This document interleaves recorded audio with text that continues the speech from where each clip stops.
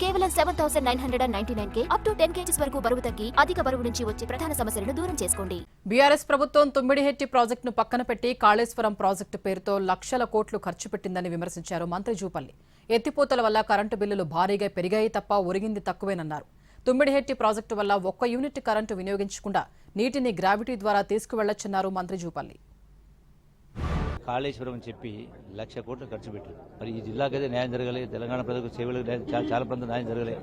దానికి తోడు ఆ లిఫ్ట్ చేయడం మూలాన సంవత్సరానికి 1,000 కోట్ల రూపాయలు కరెంటు బిల్లు అవుతా ఉంది. సో ఇక్కడ ₹1 అంటే ఒక పంపు పెట్టాల్సిన అవసరం లేకుండా, ₹1 కరెంటు బిల్లు కట్టాల్సిన అవసరం లేకుండా గ్రావిటీ ద్వారా కెనాల్ ద్వారా డైరెక్ట్గా ప్రాణహించి డైరెక్ట్గా ఎల్లంపల్లి దాకా వస్తాయి.